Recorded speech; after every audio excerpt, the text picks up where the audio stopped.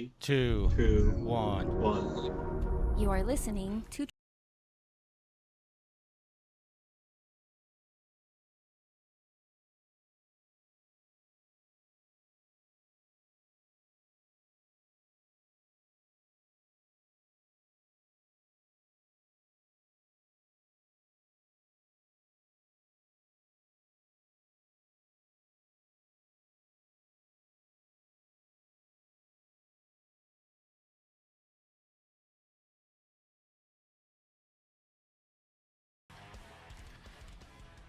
Hello, everybody, and welcome to Show Viewers. This is episode 543. I'm your host, Ricky Mick. Alongside with me, he brings the awesome. It's I yield to no one. From 0-2 to 2-2, my team's back in it. All right. From across the pond, the man who's confused on how to write dates correctly and confuses what football and soccer is, it's Mr. Rick. How are you, sir? I'm good, thanks, mate. And as a pleasure as always, we love having him on the show because he confuses us and also makes us entertaining and is very intelligent. It's Mr. Jeff Hanna. How are you, sir? I'm good, and Purdue University really kicked the butt of Minnesota yesterday. My team's never been out of it. They've just been in it constantly this year. So pick better teams. Well, I don't watch college football, so I could care less. Well, I was talking about pro football. My college team is in it. okay, all right. So that's why you watch college ball and not pro ball, because pro ball is just money and advertising. You are right there. Well, college football is really close to it now.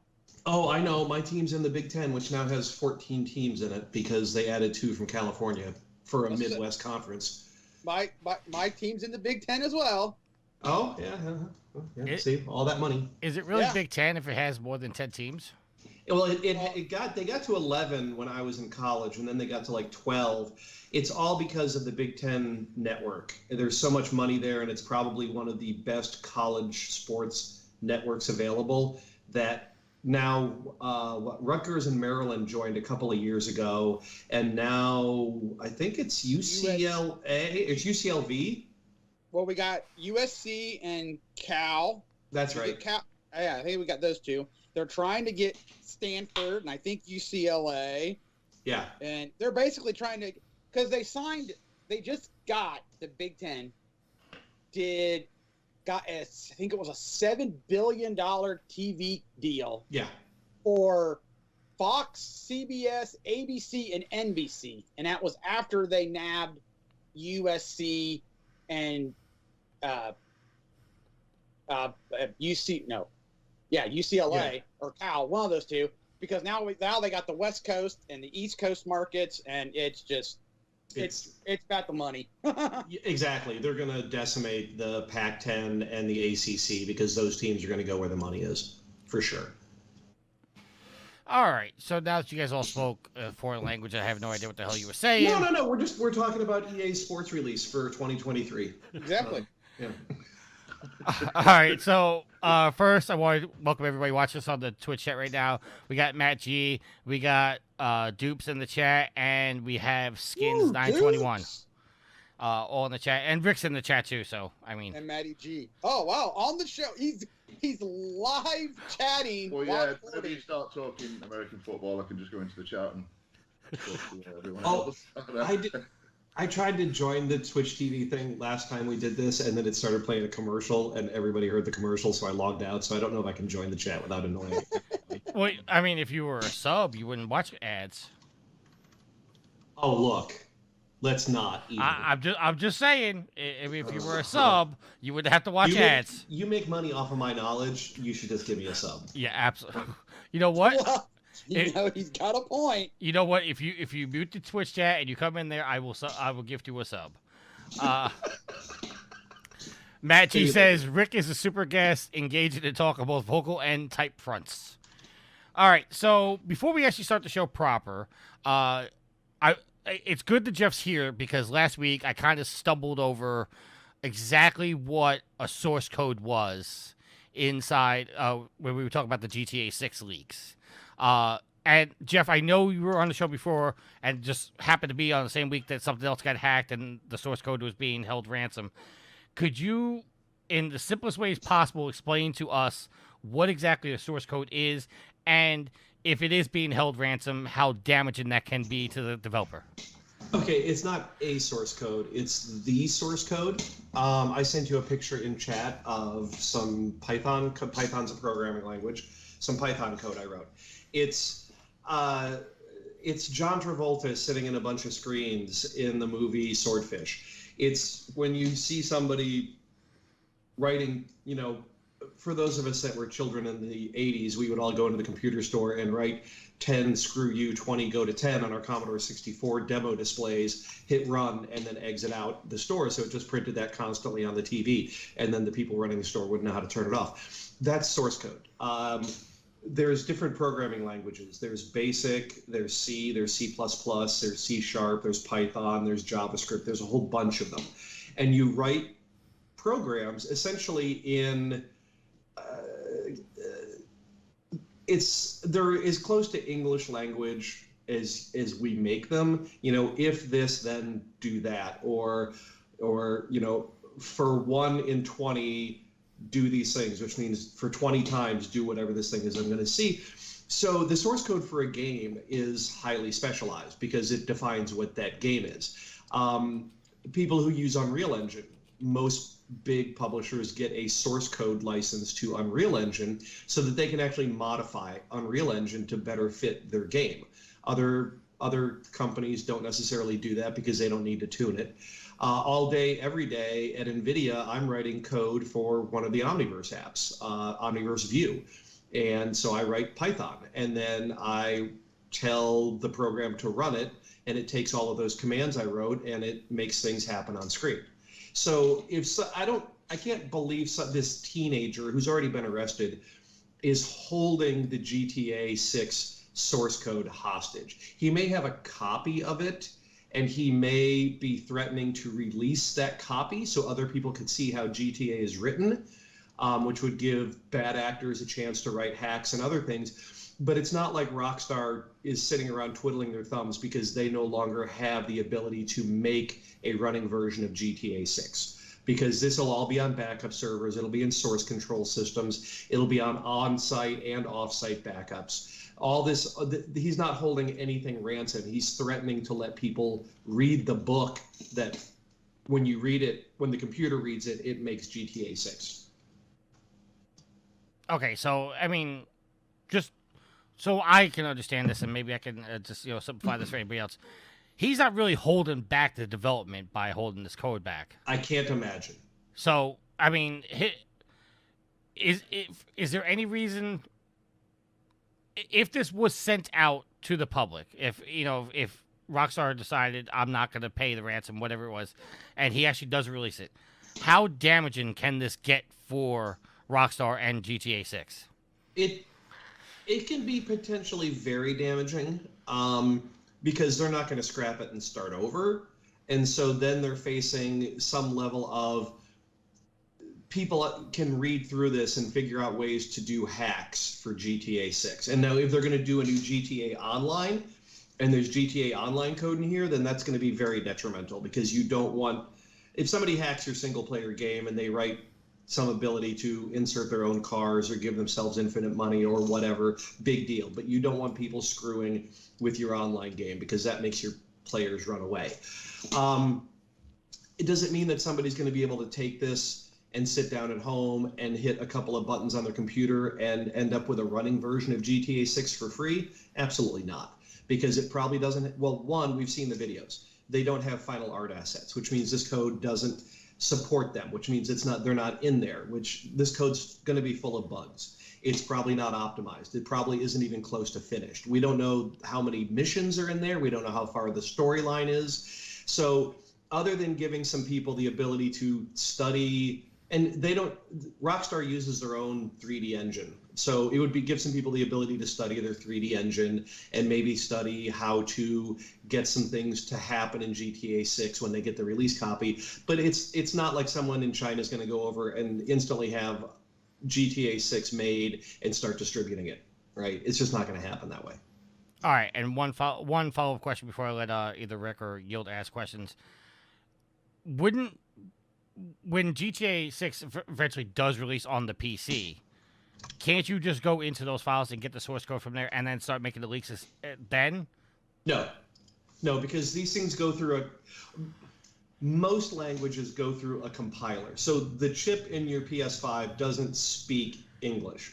So it wouldn't know what to do with this. So we write these programs in languages that we can kind of understand. And I posted a little bit of source code from a programming challenge I did. It says things like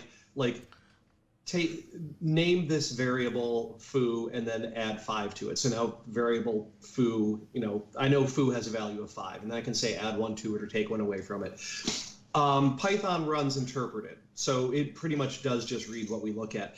Games are written in a compiled language, so you write them like this, but then you run them through a program that converts all of that to literally ones and zeros. And that's how the CPU in your PS5 or your PC or your Xbox or your Switch or anything will actually see them. It takes human readable code and turns it into what's called machine language, what the CPU actually does. Because at the end of the day, CPUs they either add or subtract ones and zeros. Literally, that's all they do. When you ask in a programming language for a CPU to multiply 3 times 5, it doesn't multiply 3 times 5. It actually will add 3 5 times. It does it so blazingly fast that to us, it looks like maybe it multiplied it. But literally all they can do is add and subtract and a few other things. They just do it so fast that it doesn't register to us on human scale. But the compiled machine language code, some really, really qualified people can disassemble that and look at it and maybe figure out things to do. But for the most part, no. An average person isn't going to be able to look at the disk of GTA 6 and see the source code. It's not going to be there. All right. Rick or Yield, do you have any questions? I don't. I feel bad that I haven't now. I know I've been on Widget for ages. I should have thought of the question. But I'm just happy to be on here with someone that knows what we're talking about. All right, Yield? No. It's good to know, because we were thinking that he, he's got something of value, but not in the sense that it's going to crash the game. He's just got the ability to, or it sounds like he's got the ability to just, people can dork with the game. So, right. It may be so long ago that a lot of people either weren't around in the gaming community for it, or they just have forgotten. But the source code to Half-Life 2 leaked before Half-Life 2 shipped. And it was detrimental, but it didn't stop Valve from shipping Half-Life 2. Yeah, Matt G said in the chat, source code leak from Half-Life 2 caused massive delays. Yeah, it caused some delays. It definitely got the FBI involved. And I believe Rick isn't the GTA hacker was in London, right? Apparently, yeah. Some like 17-year-old kid. Yeah, I think he's from the same group that hacked. That group got some big targets earlier in the year, and so they already have they've already got a lot of interest from authorities. So they're kind of just thumbing their nose at everybody, but I think their downfall is going to accelerate as more and more of them get caught. All right, so let's move on with the show proper. As we do first of the show, we do our trophy list. I am level 684, total trophies of 16,823 with 373 platinums. Alex is level 463 with total trophies of 8,133 with 129 plats and 128 games. Yield? 481 is my level with a trophy count of 8820 and a platinum count of 158. I got 2 shiny new platinums this week. All right, we'll get to that when what we're playing. Sid is level 745 with 18,080 trophies with 537 platinums. Jeff, we know you don't have PlayStation trophies, so why don't you tell us your gamer score, sir? Well, it looks like you got it posted up on screen there, and somebody has modified my avatar shirt. But I'm right around. I'm just shy of 50,000 gamer score, but I actually haven't been playing a lot of games on the Xbox recently. All right, and Rick, what is your trophy count, sir? I'm level 273 with 1,543 and 29 plats. All right. And Jeff, I see you adjusted your trophies to -1, but we actually we gave you a reprieve and just knocked you back to 0. Yeah, I think that's long enough ago that I haven't sullied myself by adjusting that count myself. And I told you I watched the Nathan Drake movie, right? No, actually you didn't. But what did you think of the Uncharted movie? I want my trophy back. You didn't like it? No. I thought that why am I blanking on his name now? It was a bit, well, I mean, it was okay. It certainly was a fine popcorn flick. Like, if it had been in the free lineup on a flight, I wouldn't complain, but it was very by the numbers. It suffered in the writing. Like, they just pulled out every sort of Maya adventure, map quest sort of trope that they could get from Hollywood and just jammed it all together. Well, to be fair, okay, Tom Holland was pretty good. I still think Mark Wahlberg was a bad casting for Sully. Yes. And a lot of the tropes that you're talking about come directly from the game. Yes, the game itself is 100% full of them. Yes. So, have you seen the video of the AI generated review for Last of Us? No. And they let an AI write the review for it, and then they voice recorded it. Okay. What the AI wrote, and part one of it says is Joel is very old and slow and cannot move fast, a lot like Nathan Drake, which is another game with a lot of murder. Okay. Not wrong. Brilliant. All right. If I could find the link, I'll post it in the Twitch chat. Oh, please do. Fun fact, when we talk about The Last of Us, somebody was able to look at The Last of Us because now that it's in 4K and all that stuff, for anybody that's played on The Last of Us, you know that like in the very beginning of the game, you walk to a checkpoint and then you have to Joel shows his ID to the guard. Through photo mode, they were actually able to look at the actual ID and see his birth date and see what year he was born. And it turns out he's actually the same age as me. Same birthday, same year. So I thought that was pretty cool. And the fact that his last name is Miller, which also matches mine. It's like they wrote The Last of Us just for me. Are you old and slow? Yes, I'm very old and slow. Right. Very old and slow. All right, so Yield, why don't you kick us off? Tell us what 2 platinums you got. Shut up, Chaos. I see you in the chat. Yield, tell us what 2 platinums you got and what you've been playing, sir. So I've been playing some Zombie Army 4, Zombie Army 4 Dead War.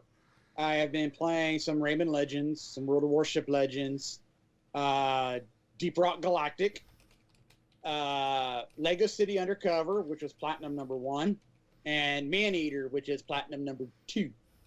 And I've also been playing some Farm Simulator 19. I think that's all the games I've been playing this week. All right, Jeff, I just told you the Twitch chat, but it linked it out, so. Oh, okay. There, I did it. Yeah, because you're not an admin or anything. Okay. Rick, what have you been playing, sir? I have been playing Sea of Thieves, Tiny Tina's Wonderland. I still haven't finished that. How is that? It's actually really good. Yeah? Yeah, I thought it would be more fantasy-based weaponry, but it's not. It's just Borderlands with a veneer of a D&D game. They took the DLC from Borderlands 2, which was outstanding, and made it its own game. Okay. And there's a lot of fourth wall breaking, and she is in fact the dungeon master. So there's an overworld, and she can mess with things real time. That I played Cult of the Lamb straight through, loved every minute of it. Playing Moonlighter, which is a couple of years old now. It's a pixel art based roguelike where you go down in the dungeons, but then at night, and then during the day you have to stock your store with all the loot you brought up, and then price adjust determining on how the other denizens of the town react to the pricing that you've placed, because they're buying supplies so they can go in the dungeons. It's kind of funny. You're basically the shopkeeper from any RPG, but the backstory is that you have to go get all the stuff in the dungeon yourself to sell it. And then I got Return to Monkey Island and played that straight through and finished it. And now that they have fixed the egregious release error and actually put Deathloop on the platform it should be on, I just downloaded that on Game Pass, and I'm going to start playing that probably later tonight. Do you like coming on and just like digging at PlayStation? That's why you have me on. That is true. Like, I am here to correct the wrongs that you spread around the world. I always. I'm not being funny, Tricky, but you just had an episode where you and Daryl did. Do the console wars still exist? And I've not listened to it all yet, but for the first half of it, it's just you and Daryl going, "Yeah, they exist, and basically PlayStation's winning, and this is why." Yeah, I mean. See, I was okay. So I'm glad you brought that up, Rick. So I haven't listened to the episode, but I was going to say, and I made the comment in the Facebook group. If you're going to do something like that, which that is actually a good topic to have a Patreon on, or a Patreon episode. That way, it's a special episode. I really think you missed a prime opportunity to have Jeff or Ro on there, being that they are primarily Xbox people, and with you being primarily a Sony person, this would have been the perfect opportunity to have that debate. Instead, you had that debate with two pro Sony people. Okay, but see, this is the difference between your perception of the show and what the show was actually. What the show wasn't a "Hey, Sony rocks, Microsoft sucks" conversation. It was. It certainly sounded like it. Okay, what it was is you, for better or worse, you basically yell and scream at me all the time. The console wars are dead. Stop bringing it up. Stop trying to stoke the fire. That I have over the last few years. Now I can start to see them coming back with the gobble up of all the development studios under one house of Microsoft or Sony. Daryl's in the chat says Sony is the best, and Microsoft is so stinky. Do you make him pay for super chats to say that stuff? No, we're not on YouTube. We're on Twitch. Oh, okay. Well, Twitch doesn't have super chats? No, Twitch does not have super chats. I don't know these things. All right, so I guess I've been giving people money unnecessarily. So, Rick, you mentioned the show. Where can people find that show? On Patreon, but you have to pay. You have to pay. Yeah. I think you were trying to charge people too much, but now you seem to have dropped it down to $1. So for just $1, you can listen to all the bonus content, which at the minute is 2 shows. And you can find that at patreon.com/provengamer.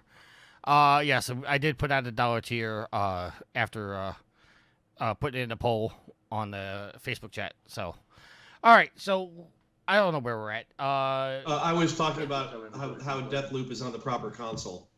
Yeah, we had Ro on the show last week, and Ro was actually one of the main lead reasons why Deathloop made it back onto the Microsoft. So we can thank her for that. So thank you, Ro. Good. Daryl says you can either pay for the Patreon or you can send me nudes. Please do not send me nudes. Please do not send me nudes. All right. And I've been playing The Division. And I got to give, I know it's not the end of the show, but I got to give a shout out to Nitro, who helped me understand what I was doing wrong inside of Assassin's Creed Valhalla. So now I'm back to playing that.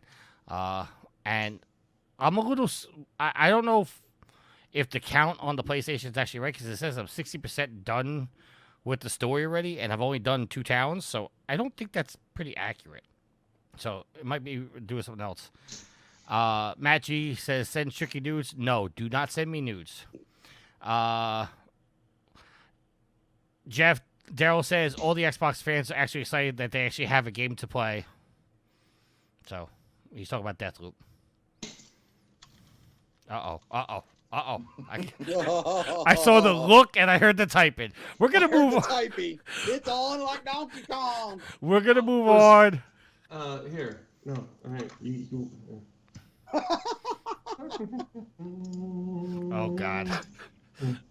Look All at right. what you started, Tricky. I didn't start it. Daryl started it. Oh, wait. I can't post the link in the Twitch chat. You can Images.google. You can send it in the Skype chat and I'll relay it. All right, our first topic of the show, as is customary on the first time, you can hear him typing. There you go.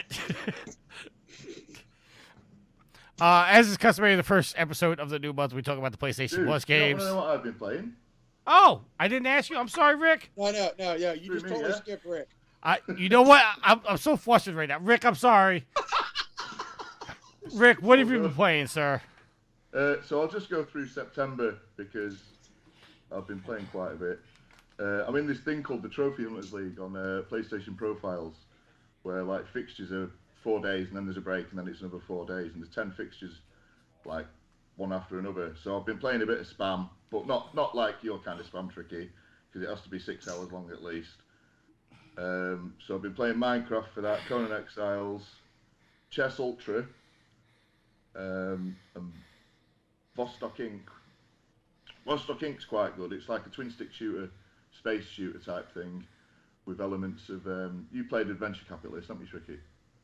I'm sorry. I had to walk away for a second, so I missed half of what you just said. All I know is Matt G says you're firing shots, and I missed every one of them. Oh, just fuck me, yeah. Sorry, I thought I could solidly go away while you were talking about what you're playing. When you finally speak to me, just fucking walk off. I'm sorry. That's great. Yeah. So what have you been doing? I'm just gonna go over here and you just keep talking. Corner, get more SIGs. Oh. Yeah, Vostok Inc. I was saying it's like a twin stick space shooter, but it's got elements of Adventure Capitalist. You played that, haven't you? Yes, I did play Adventure Capitalist, and I finally beat it. So it's like that, but there's no microtransactions, so you actually have to do it, so it does like overstay its welcome a bit, really, because it's built for microtransactions, but it doesn't have any. I've also been playing Dead Space 2. I played that at the start of the month, which was fun. I'm going to do the German version as well before the new one comes out. Fallout 4, got the platinum that this month, and I'm still working on Slay the Spire, which I've been working on since I think April. Just getting through the Ascension runs now, which was Ascension 16 of 20. So 4 left to do, 5 left to do. Is that it? Is that it? And Stardew Valley, started that as well. I've been playing some co-op on that with my lad. That's good. I like that game. It is. It's amazing that it's like one guy made it, didn't he? He did, and the scale of it and the how much depth it's got. Oh, and there's the depth that you can see, and then there are the things that you uncover while playing the game. Like if you stand by this particular tree at this time of night on this day, then this portal opens, sort of thing. Like there's a lot of deep stuff in that game. Yeah. He's working on he said now it is probably going to be the same world, so it's sort of in the same universe. He's working on another game in the exact same art style, same idea, called The Haunted Chocolatier, which looks amazing, and I can't wait for it to get released. Do we have an idea of a release date? No, we don't, and he won't. He did Stardew Valley. It was like a 7-year endeavor, so who knows? I wasn't trying to like break balls or anything. I didn't know anything about the game, so I didn't know if there was like a announced release date for it. Yeah, I don't think there is. Okay. All right. So let's actually get into our first topic now that I didn't skip over Rick. I apologize, Rick. I was flustered. I'm just thinking of Daryl trying to send me PP pictures. All right. As is customary, the first topic of the first show of the month, we talk about the PlayStation Plus games. Sony has revealed that the PlayStation Plus games for October are going to be Hot Wheels Unleashed, Injustice 2, and Super Hot. These were all announced on the PlayStation blog. All 3 titles will be available for download on PlayStation Plus subscribers from October 5th. So if you're listening to this on Wednesday, it's going to they're already out as of yesterday. You are going to get the PlayStation 4 and PlayStation 5 versions of Hot Wheels and Injustice. I was just on the PS4 and Super Hot. I thought Super Hot was a VR game. There's two. There's the console game and there's a VR game. Yeah. Okay. It started console, and then he made the VR version later. Yeah. Oh, okay. Then I always thought that was a VR game. All right, so yeah, and so that's a PS4 game as well. Chaos says these are whack. Yield, what are your opinions of the games we're getting this month? Well, I'm glad more people are getting Hot Wheels. I mean, it's in my backlog, and it looks like a really fun game. I know that they just did a Looney Tunes bundle, which, I mean, Alex has been really hyped up on all the bundles that have come out. I was really excited for this Looney Tunes ones that they announced because I'm a Looney Tunes guy. Injustice, I could care less about because it's fighting games and I suck at them. I mean, it's cool that it's DC, but I suck at fighting games. And I've played Super Hot at my buddy's house, and I enjoyed what I played of it. Super Hot, is it first person? If I remember right, yes. Yes. So I'm not going to be able to play that. All right. Yes, well, no, you will. You can play it. It's just not in your wheelhouse. Is it because you get nauseous from all the motion? No, I can't play first person games because I inevitably, like, if I get into a gunfight and I'm trying to dodge, I'll fall off a cliff or fall off a building and kill myself because I can't see my character in its location. So and he can't place himself with that character. Like, he doesn't have this peripheral vision, so he loses his sense of where he's at. I would be interested to see, well, to at least hear how you would take to Super Hot, because it doesn't happen in real time. Could you explain that? Because I don't know what you mean by it doesn't happen in real time. Okay, real time is I'm moving the stick and I'm running around the level and people are hopping out of monster closets and I have to target them and I have to shoot them and everything is going on really fast. Okay. Super Hot it's turn-based is a rough approximation, but you're not reacting in real time. You're reacting in delayed time, which is kind of it's the whole unique selling point of the product is the way you interact with it. You see the enemies coming. All right, Matt G says in the chat, time only moves when you do. Right. So if I'm not moving around, Nothing's nothing's moving around. Okay. All right. So you can stop and get a really good idea of the picture and understand what your next few seconds of motion are going to be. All right. So then I'll give it a shot.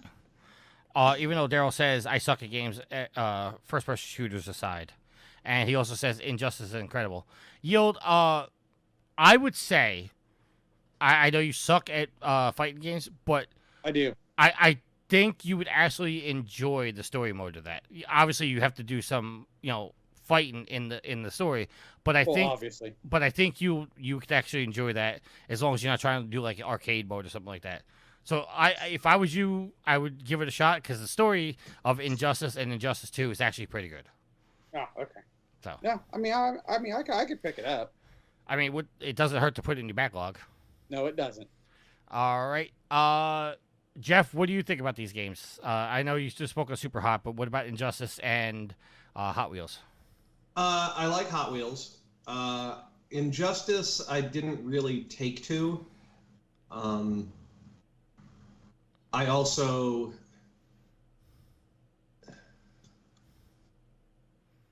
How to put this?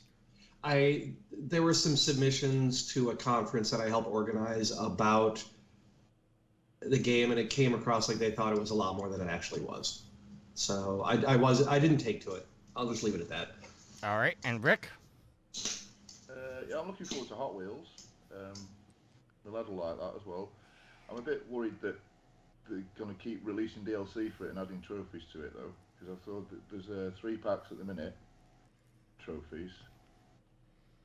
I don't really want to put it on if I'm going to have to keep buying packs to get the completion percentage up. Super I own on both PS4 and on the VR, and I've just never played it, so I might have to give it a shot. And yeah, I like Yield. I don't really like fighting games. I'm not bothered about Injustice. Yeah. I already own all of these games. Actually, no. I don't own Super Hot because I thought it was the VR game. Even though I bought it and never played it. So, yeah, I'm gonna try out Super Hot now. But I already own the other 2 games, so I'm good to go. We're talking about the Hot Wheels expansion to Forza Horizon 5 on the Xbox, right? I'm sorry. Say that again. I'm sorry. We're talking about the Hot Wheels DLC to Forza Horizon 5 on the Xbox, right? No. Yes. We're not. No? No. We're not? No. Oh. No. Okay, I might want to change my answer then. Okay, so Jeff just told me Rick is echoing for him. Is he echoing for anybody else, including the chat? Because he's not echoing for me. Oh, I hear it. You hear Every an so echo? often. Yes. Okay. Hopefully that doesn't come across too bad in the edit. Daryl says he doesn't hear it. All right, so Rick, the only thing I can suggest is possibly turn down the volume on your headset so your microphone's not picking us up. But Yeah, I've just done that now. I don't. Any better, Jeff? I don't hear it. There you go. Is that That's better? Okay. Yep. All right, so that's better. All right, That's better like an Xbox compared to a PlayStation 5. Jeff, I love and I hate you. I really do. All right, so I'm gonna let Jeff start this off because he's already made the comment in the Facebook chat. But I have some bad news for you. Skull and Bones has been delayed again. Oh, I saw that. right. And I am most upset about the fact that they're going to miss out on the highly lucrative final 3 months of Stadia. I was so looking forward to that. I was too, and it caused a bit of a problem, but I think we're okay with it. I was just 2 weekends ago, I was in Seattle planning Game Developer Conference 2023, and there were Skull and Bones talks. And our rule generally is that the game has to come out before the conference in which you want to speak. But we're in some discussions about that. This is like the 5th or 6th delay on that game. 5th time. According to the article, it's the 5th. Yeah, like I was saying on Facebook, you know what's been available since before that game was even announced, and is outrageously fun. It's Sea of Thieves. Like, Sea of Thieves has been around for a lot longer than I remember, and Skull and Bones' entire development fits inside of it with 5 delays, which is a little mind-blowing.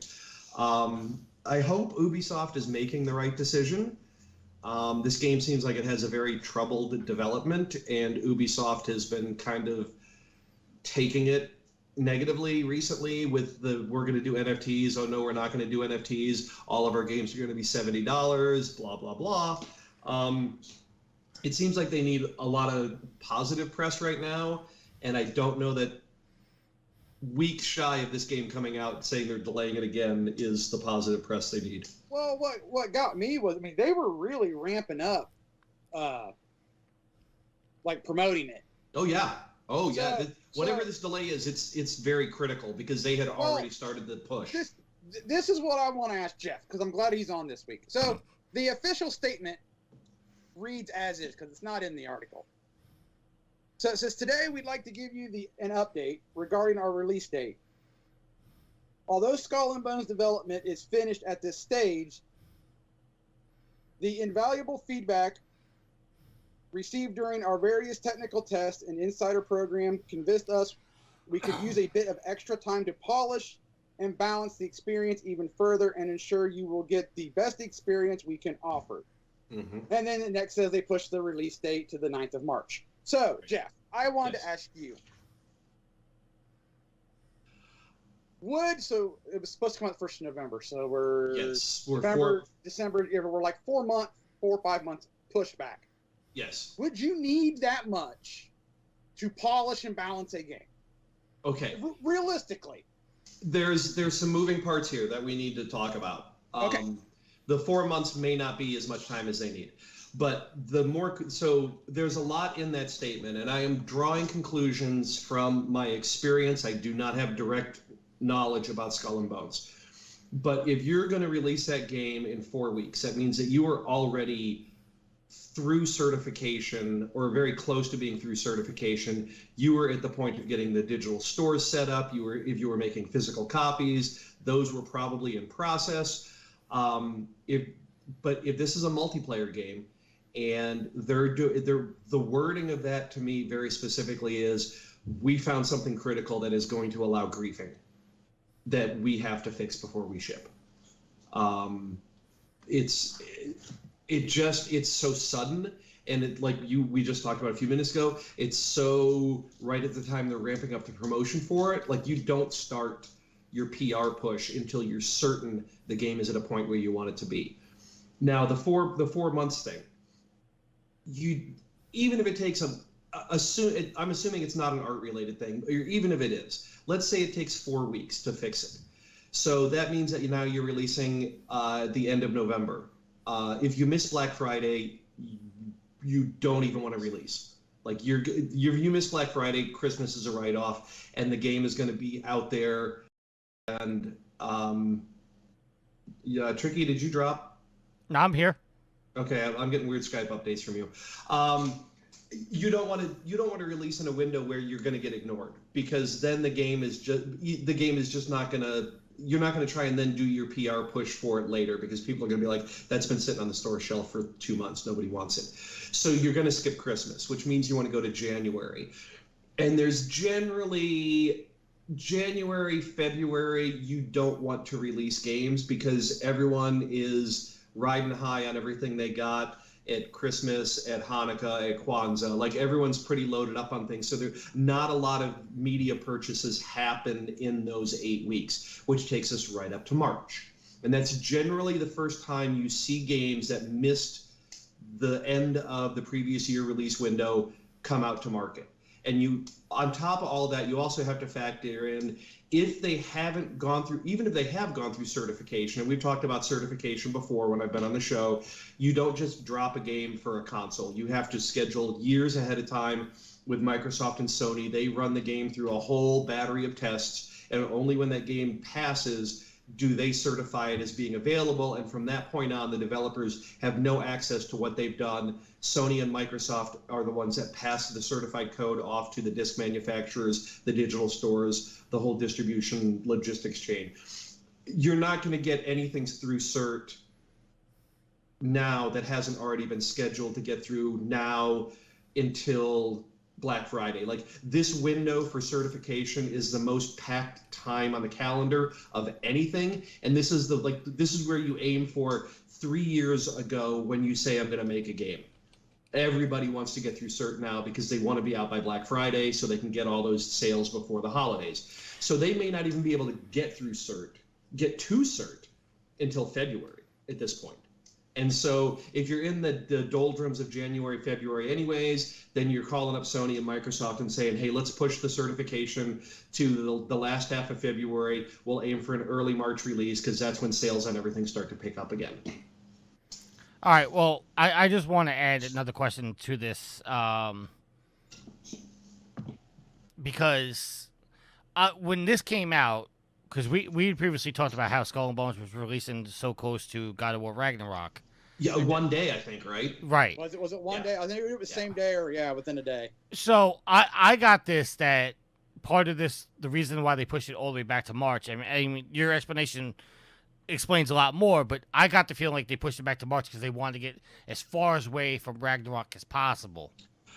And that, I mean, the things that they're saying about user research and testing and wanting to polish, that could also be cover for get away from Ragnarok, because that window was awful. But if it is, it's either that, which, I mean, that's really, Ragnarok's like the big title coming out this holiday season that I know of. Right. You're right. So, right. So you do want to sort of get away from ground zero on that one. So that could also be another plausible explanation, other than we found a horrible bug that is going to allow people to grieve. Or it could be a combination of both. Maybe they were looking extra hard for something so that they could, to Ubisoft, say, no, we got to delay because of this.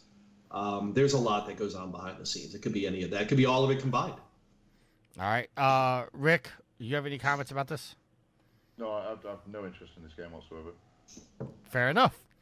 All right, then we're going to move on. Just to recap, the new release date, Yield had said, was going to be March 9th of next year.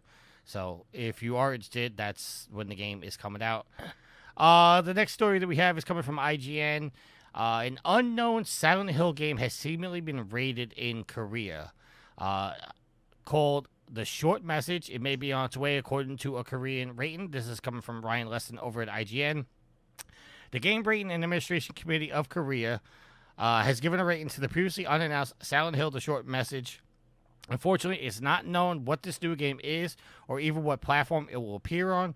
Some have speculated that the title could allude to a playable teaser, not unlike PT, the last mainline Silent Hill release.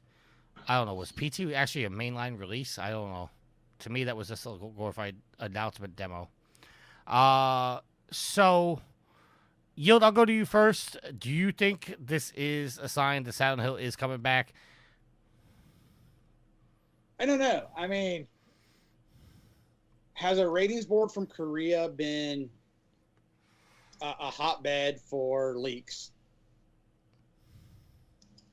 Or should we just take it with a grain of salt? I mean, I can't sit here and actively tell you the last time like a game rating from another country has been proof that a game is coming, because certainly there's been ratings and we never saw the game. There's been ratings where we actually did see the game. So to me, and I'm saying because it's coming out of Korea, we should take it with a grain of salt. But since it has Silent Hill attached to it, it's going to draw clicks. So you're going to write about it. Mm-hmm. I wouldn't be overly... Maybe it's a blip you put on your radar that you keep an eye out for, but I'm not running to the hills screaming there's a Silent Hill game coming. All right, Rick? That's just me. I'm sorry. Rick? No, that could. Yeah, well, we'll wait and see. It'd be nice if Silent Hill finally gets resurrected and we get something new. I need to catch up on the series. I think I played 1, 2, and 3, and nothing past that. Let's go in again. All right, Jeff, you have any interest in Silent Hill? I have. I'm in the same boat of I don't know that a ratings board entry in Korea is enough to make me think that there's another AAA release of Silent Hill coming out.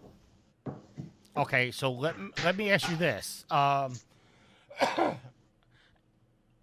If something's popping up on a ratings board, could that just be anybody, submitting something, or does it have to be like officially coming from Konami to actually hit the board? Well, it's either going to be from Konami or it's going to be from one of Konami's designated subcontractors who's writing the game. I don't know if Konami actually has offices and a business presence in Korea or if they go through a local publisher. It also doesn't really give us any indication as to how far along in development the game is, other than it's being in development. You don't, unless, especially for I know the ESRB, because North America, you don't wait and submit the game to the ESRB when it's done. Usually it's when you have enough of the game that's representative and you can send them videos and they can see what the language is, what the gameplay is going to be like. You get it to them as soon as possible, and then they give you a rating. When you design the game, you know what the ratings boards are going for, and you sort of pick. Saints Row has always been above teen, right? Because Volition's goal has always been this medium needs to be opened up for more people other than teenagers. So we're going to do R-rated essentially. So you aim for that, and you know what that means. And then you send it off to the ratings board when you have enough to show them, and they say, that yes, you hit it. That's the rating you're going to get. Or they may come back and say you're a little low, in which case you can add a few more vulgarities into the game. I don't know how. Well, I'm speaking from experience. I'm just saying. I can't imagine the board going. Your game's not vulgar enough. You might want to bring it up a little bit. Well, they don't come right out and say it like that, but you're like, oh, okay, we can do a little more here. A few more F-bombs. Yeah. A couple more. So it could be that this game's maybe 25% in development. It's Korea. The first thought that came to my mind was mobile game, or some sort of MMO. But those are the types of games that Korean developers tend to excel at. It's interesting that the first ratings board hit came from Korea and not Japan or the US or somewhere in Europe. Now, I don't want to throw any shade or throw any mud, but isn't Korea typically more strict with what is allowed, like on TV and the radios and stuff like that? It's very controlled. What kind of messages are played over the media? I don't know what that situation is like in South Korea. I really don't. Yeah, you thinking of North Korea, Tricky? Well, okay. To be fair, and this may be a little ignorant, I'm basing this off the fact that I recently watched the West Wing, which is a fantastic show. Yes, it is. And there was an episode in which this piano player wanted to defect. And, he always had to have a military guy with him to control what he said and what he did and all that other stuff. And it was also mentioned on the show that, like, certain messages couldn't be played over the radio. Like, only certain music was allowed, and it had to be government approved before it hit the radio. The piano player in that episode was from North Korea. Okay. Yeah, different Korea. Okay. Yeah. South Korea is very democratic, very open, very, very westernized. North Korea is not. Okay. But I don't think North Korea would have a game ratings board. All right. Yeah. All right, we're going to move on to our next topic. PlayStation Plus on P is now supporting PlayStation 1 trophies. This is coming from GameRant.com and is written by, oh my God, Elion Barahana Garcia. Okay. PlayStation Plus is introducing PlayStation 1 games with integrated trophy support to the PC version of PlayStation Plus. PlayStation games have been trickling into the PC space for a while now. By extension, it made perfect sense for the PlayStation Plus to extend its services to PC as well. These days, PlayStation Plus has many titles available for streaming and plenty of features for PC gamers. Players are even able to use voice chat functions and PlayStation controllers for a full console experience on PC. It goes on to, just explain what PlayStation Plus is and all this stuff. I'm a little confused by this because I thought that if you were playing PlayStation Plus, you were basically using the PlayStation ecosystem and trophies were already a part of that. Am I wrong?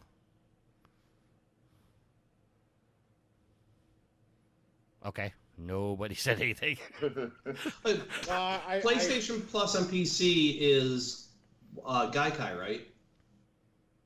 I'm not exactly sure if it's Gaikai. I mean, I'm sure they use that technology. Yeah. It's streaming, though. So you're... well, okay. It could... I'm theorizing here. It could be that you're not streaming from PlayStation 1 consoles. You're streaming from, like, AWS AWS server instances that are running emulators. In which case, getting the achievements to work on the emulator across the streaming to the PC could be a bit of a technical hurdle. Because I don't think Sony's backing this by having a warehouse full of PlayStation 1s somewhere and some sort of weird network infrastructure to allocate one to a player when they want to play a game. All right, because I know that, like, if you played, say, Returnal on PlayStation Plus on the PC, trophies popped. Right. So, but that's a newer game. Right. And, well, the PlayStation 1 games associated with, if you played on your PlayStation console, they already had trophies. So I just thought it was this. I just assumed it would be the same thing, that if I was using the PlayStation Plus on the PC, the trophies would still pop. But apparently, it's now supporting it. Right. I would guess it's because, PlayStation 4 and 5 are so close to being PCs anyways that the emulation layer is probably pretty solid. The PlayStation 1 is nowhere close to being a PC. The PlayStation 1's CPU is like a RISC-based CPU that was used in a laser printer back in the days. It's very different in like PlayStation 1, 2, and 3 are very different in architecture from what we consider a computer with a CPU. I mean, they have CPUs, but they're not like Intel based. So it could just be a technical hurdle of being able to run that console emulated on like an x86 chip somewhere in a cloud instance and be able to understand what the achievement means and how to register it against that person's account. I'm guessing it's 100% a technical limitation. All right. Rick, I don't know if you ever played Plus on your PC, or would you do that? I haven't. So can they play PS3 games on there as well?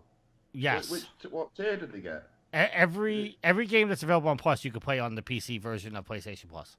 Right, and they can pop trophies for PS3 games. Yes.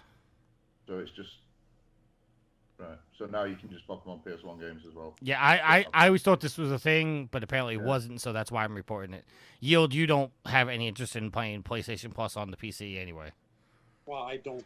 I play all my games on the console. All right. I'm not a computer gamer. I haven't upgraded to that status yet. I think my laptop's slightly more powerful than a PS1. Only slightly, though.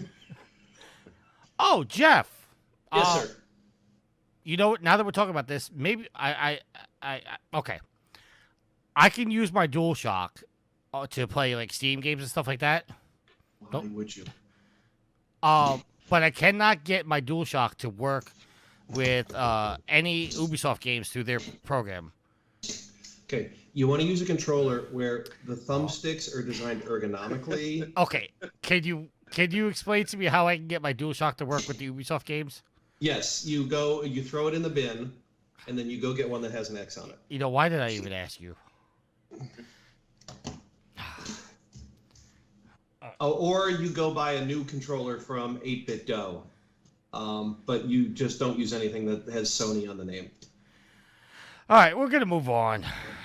I don't know, because you know what? Guess what I don't own? You don't own a PC? I don't know. We're Skyping right now, so... Well, I mean, you can do that on a Mac. Right. No, I don't own a DualShock controller. There's something wrong with you. There's something seriously wrong with you. DualShock is hands down the best controller on the market. No. Yes. The DualShock, yes, you're right. The DualSense is still up for debate. Oh, the DualSense too. No, it's too early. Not enough develop. We had this conversation before. While it has the potential to be, not enough developers have taken advantage to all the specs that it could do. So to put it on that shelf or that mantle or that pedestal that it is the greatest controller of all time is false. Okay. It hasn't been utilized correctly. It's like taking the Vita. While we all say the Vita is probably one of the most powerful handhelds ever made, it wasn't used properly. So therefore, all of us can say it, but it was never really proven. I think we all know the N64 was the best controller ever anyway. Thank you! Wow. That man knows what he's talking about. Wow, the look on Jeff's face was like priceless. He's just like, yeah. I love my N64. Although, See? that... I have a group of people who agree with me. What I never understood was the people who thought you always held it on the outer two wings. No! And they didn't understand that you could either, like, you pick two of the three depending on how you were playing the game. Oh, yeah. I held the middle in my left and the right side the right so I could hit the arrow buttons. Oh, yeah. It was cockeyed. Oh, now I want to go play some Wave Race 64. All right, let's go on to our next topic here. Coming from the PlayStation blog, PlayStation Stars launched it in Asia last week. I'm glad we're talking about this because I'm confused about this thing. Okay. Is this like an anime show? No. Yes, it is. It's kind of based on the PlayStation All-Stars game. Okay. This is the PlayStation loyalty system. Okay, before we actually get into this, since I don't want to jump around topics here.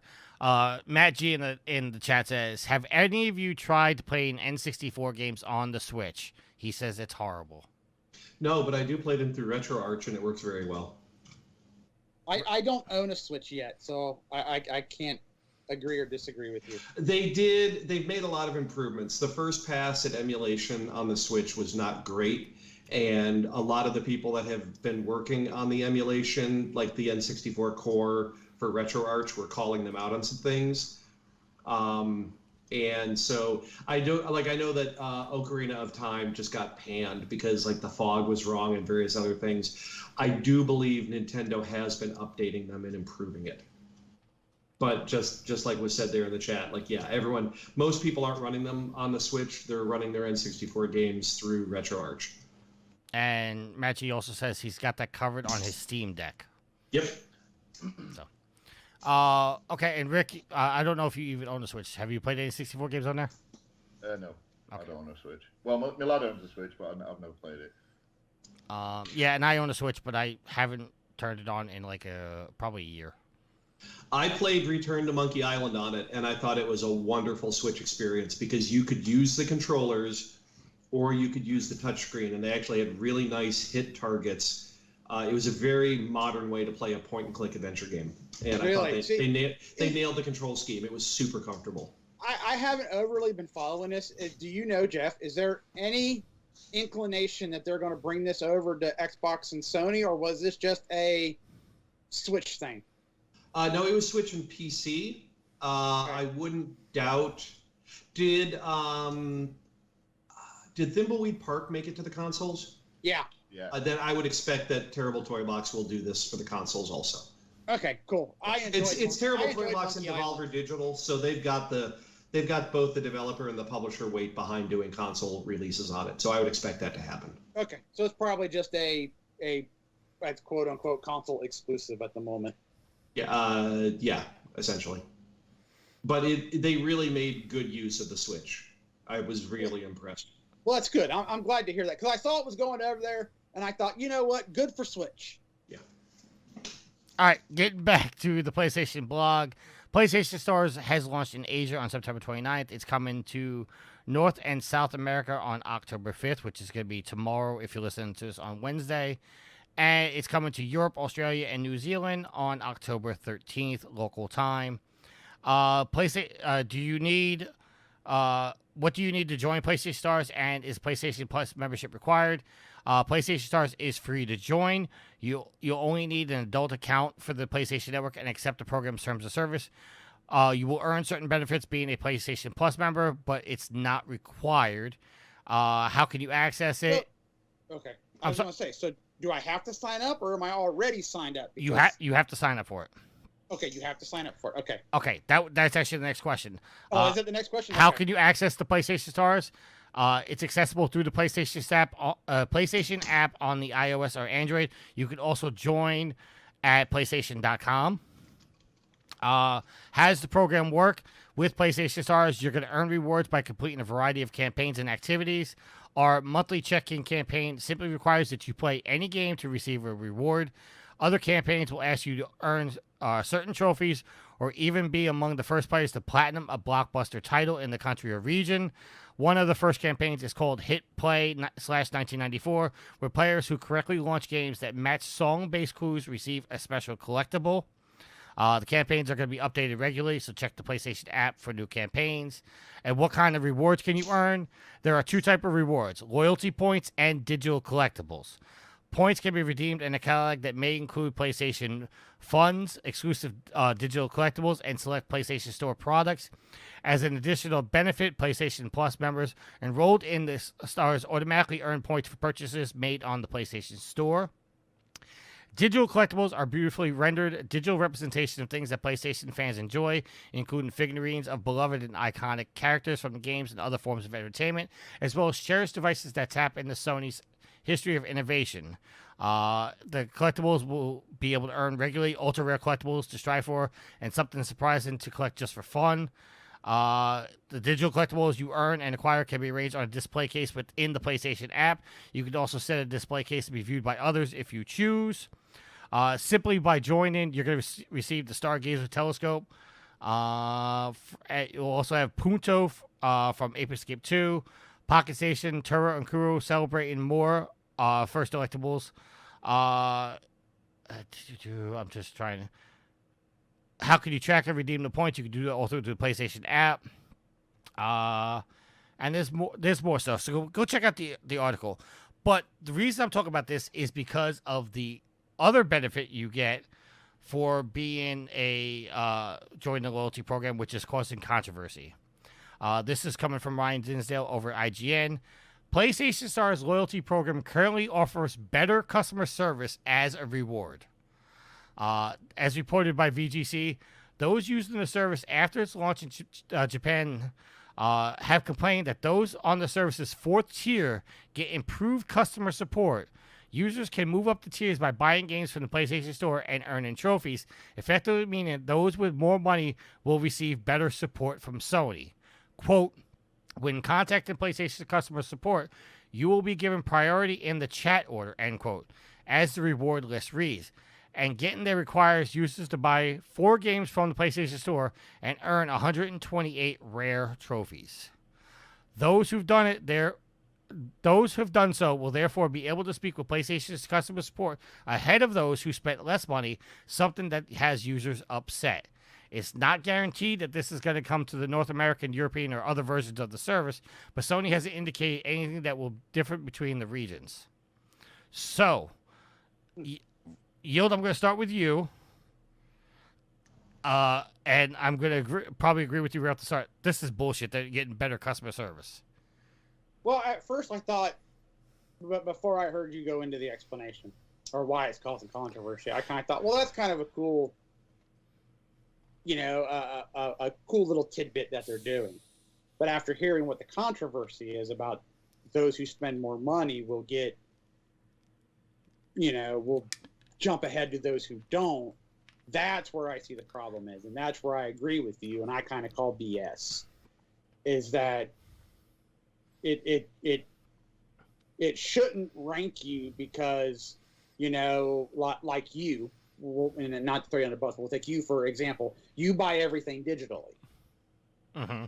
So then in essence, you will be way ahead of me because I buy most things physical. I buy my smaller games or some older games on the PlayStation PSN, or I buy the DLC, whereas you buy everything digital. So you would be ahead of me, but we could essence be buying the same thing. I'm just going physical to digital. That's where I disagree with if you spend a boatload of money, you're going to get treated better than somebody who's not. They're both a customer. They're both on your program. So they should both be treated fairly. If you want to be one of those where that's the perk of being in the program is that you jump to the ahead of the line.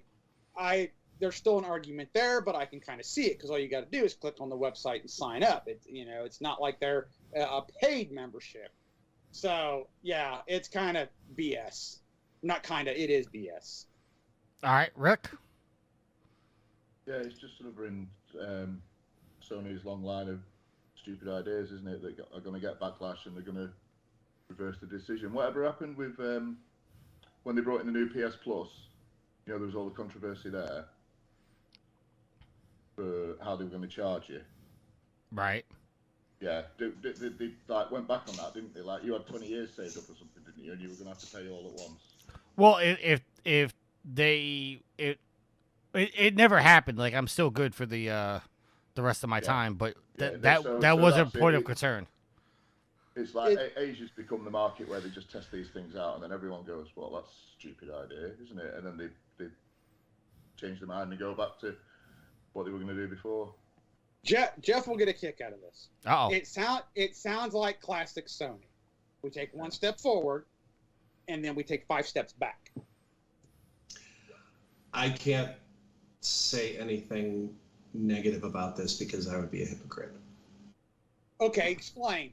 Explain why you would be a hypocrite. I'm saying, I'm curious. I have 2 teenage daughters. I just took them and a friend of mine over to Cincinnati to Kings Island, which is an amusement park, Rick, yesterday for their Halloween haunt. They, on the weekends and on end of September through October, they keep the park open till midnight on the weekends.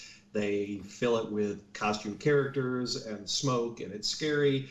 and I dropped all the extra money to get us the Fast Pass badges so that we could get to the front of the line for all of the roller coasters. Well, that's the thing down there. I have heard about that. Yeah. So I mean, I can't talk negatively about it having just done a version of it. well, I never thought about that, but that's a great analogy. Yeah, great comparison. Yeah, the difference between what Jeff did and what PlayStation is doing is I got better customer service by paying more money. It's the same thing. Yeah, he did. He didn't have to. In essence, I forget what it is. So it's like what, an extra $60 a ticket or something, Jeff? There's even tiers of it now. But yeah, it's okay. Yeah, it's essentially double the price of the ticket. What it is, Tricky, instead of waiting in line, because it's Halloween Hot. So no, I know what a Fast Pass is because Disney's been doing it for years. Same thing with Six Flags. Yep. It's a little different though, isn't it? Because it's more like, say, you and another family have gone to this theme park, and then two of you from different families have fallen over and broken your leg, and the ambulance has come, and one of you's gone, well, here's $100. See me first.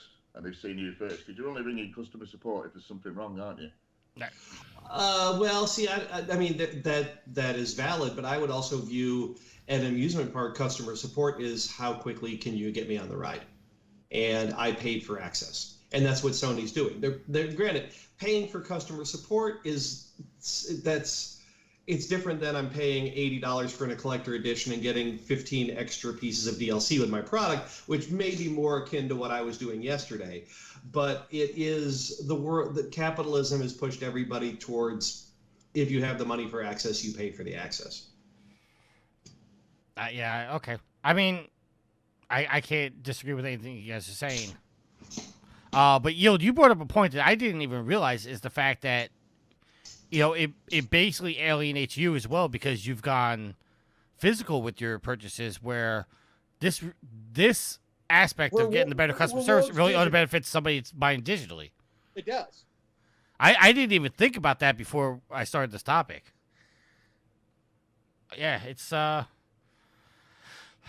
mean, it is hypocritical, but this is just a bad practice in itself. It's one of those things of, like, I want to scream foul. Like, every inch of me wants to scream foul, but at the same time, I got to sit back and go, but it doesn't really feel that wrong, and I can't put a finger on it. The only thing I will say against Jeff's analogy is the fact that I didn't take you. That too. I can tell you that new Orion coaster they have is choice. But the only thing I can say to that is it what Jeff did, everybody has access to this, where in this, it's really only benefiting the people that have gone digitally. That's the only thing that I think is the difference between it. You're right. The fact that they're treating you differently based on how you purchased your copy of the game is a differentiator, and that is an odd point in all of it. And like I said, I didn't even realize that until Yield said it. I was like, oh, that's right. That's a different aspect to this. Yeah. It is. And yeah. I mean, that puts it in a different box than paying more for faster bandwidth or getting extra DLC for buying a collector's edition. That's very much a push from Sony to cut out the retailers, which is an interesting move. Don't buy your game at Best Buy because you're not going to get the same level of customer support from us if you buy it from our digital store. That's predatory. Yeah. All right. Someone will sue somewhere down the road if it makes it over here. With what Rick said, if this causes enough controversy out there, I could see them changing it before they launch it next week. Well, absolutely. So. Or they just won't announce that yet. Right. Kind of hold off. The other thing that I'm curious about, because I was talking about the PlayStation Stars loyalty program, is they're talking about how you're going to get better customer service at the 4th tier. We don't have any information of what the tiers are and what the difference between the tiers are. Like, they didn't say that in the PlayStation blog. No, they didn't even say anything about tiers, did they? No, and now as I'm reading this, it's saying the people on the 4th tier, which obviously means there's going to be at least 4 tiers, if not more. Huh. And I just tried to go to PlayStation.com and sign up for it, and it just took me to the standard page. So I might not be able to sign up until the 5th. Okay. And this article coming from IGN also wants to say that the digital things that you're going to get, the virtual collectibles, they're definitely not NFTs. So, if you're worried about that. I couldn't be less interested in these things. I really couldn't. Why do I want a digital fucking statue? Right. What's the point? I mean, that way you can go I'm into the PlayStation app and align them in your trophy case. It's because with all the talk of the metaverse, they're bringing back PlayStation Home. Oh. like, So you can have your digital trophies in your fake space. Oh, yeah. That wasn't such a success. all right. At this time, we're going to throw it across the pond to Sid for this week's Sophie's Trophy. Hello again, my friends. Time for another Sophie's Trophies. Now, with it being October, I'm going to try and do sort of horror-themed games. Me and Mandy are doing the 31 horror movies for October. So I thought I would try and do the 4 horror games for October. So, the first one we're going to do, guys, is a game called Carrion. You play a alien, and your idea is to squelch and slime your way around a research facility and kill things. There's not much more to it than that, guys. You just go around killing everything you see and growing bigger and bigger and bigger. You're basically the Thing on a rampage. So the trophies for this one, guys, most of them are story related. There are 22, and they're not too difficult to get. You may get lost every now and then playing this game, but it is quite an easy game to go through.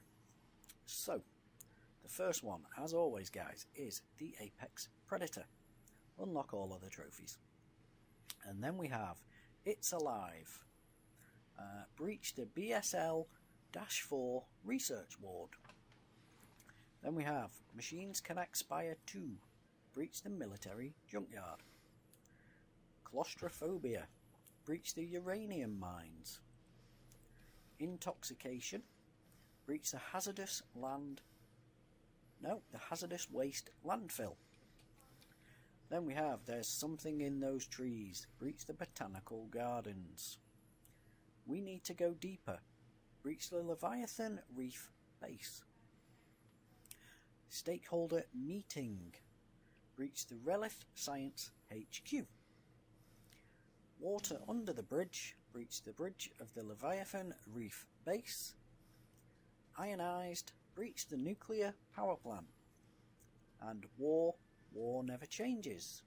Breach the Armoured Warfare Facility. Then we have 4, 8, 15, 16, 23, 42.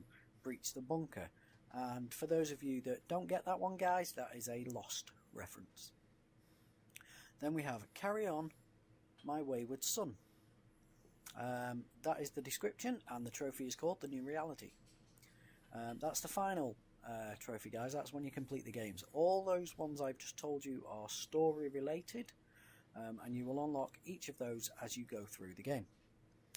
Then we have a Cerebral Feast. Harvest your ripe first juicy head. So basically kill and eat your first person. Flesh of Prey. Nourish yourself. This one actually, guys, is the Eat the Person. The other one is Eat a Person's Brain. One monster, one jar. Gain access to one containment unit. Jarring Experience. Gain access to 3 containment units. Jean-Michel Jar. Gain access to 6 containment units. And then we have Jarred Stults. Gain access to all 9 containment units. So these guys, you can do this after the game if you wish. It's a good idea to have everywhere unlocked and then just go around and find these units. You don't need to get them as you do the game. You can finish the game first. Then we have the derelict. Relive the first flashback sequence. And then we have the perfect organism.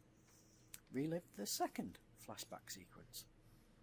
And then we have get to the chopper, which was a really bad Arnie impression then, I do apologise.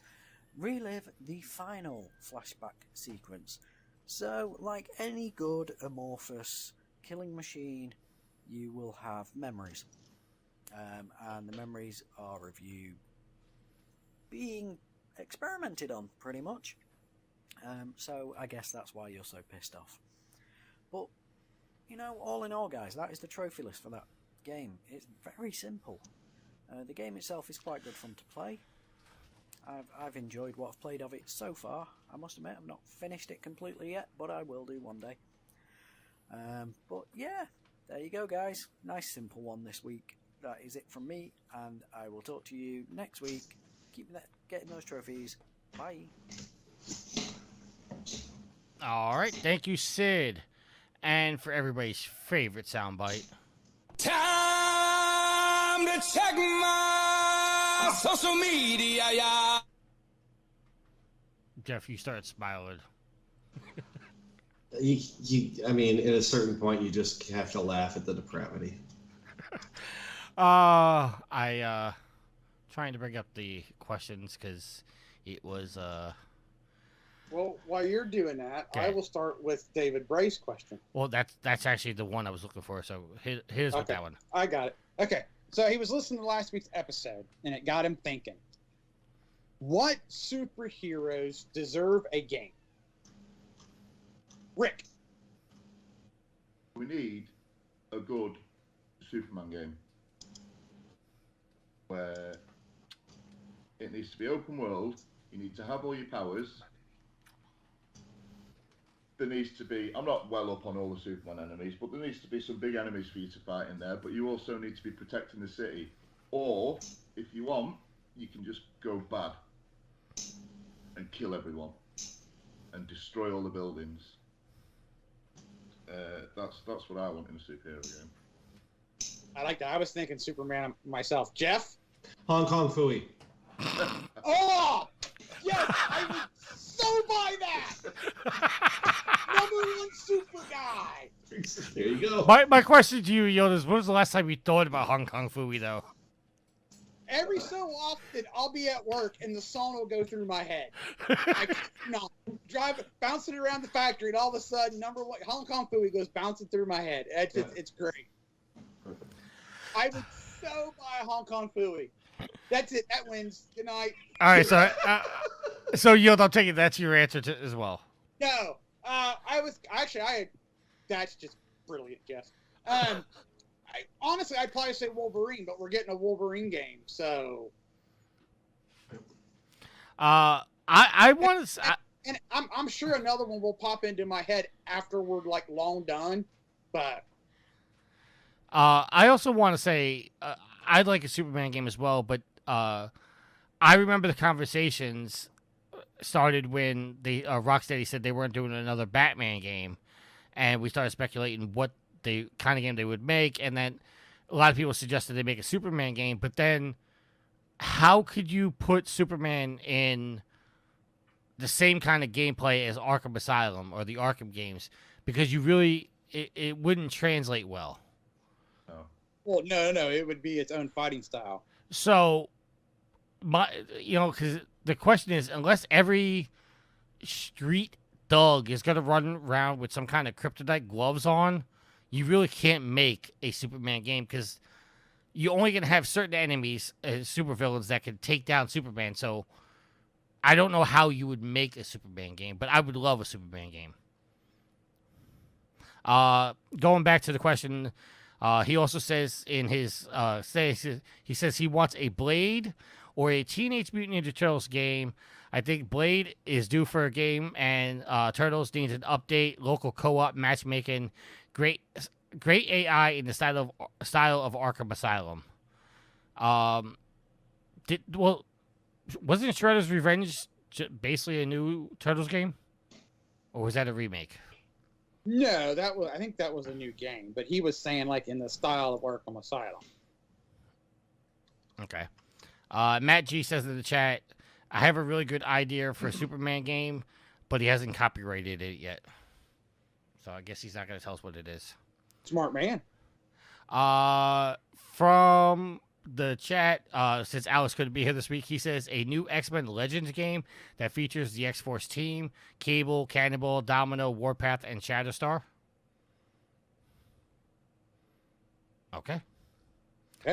Okay, going back to the thread. Rick says, I'm just going to ask myself a question.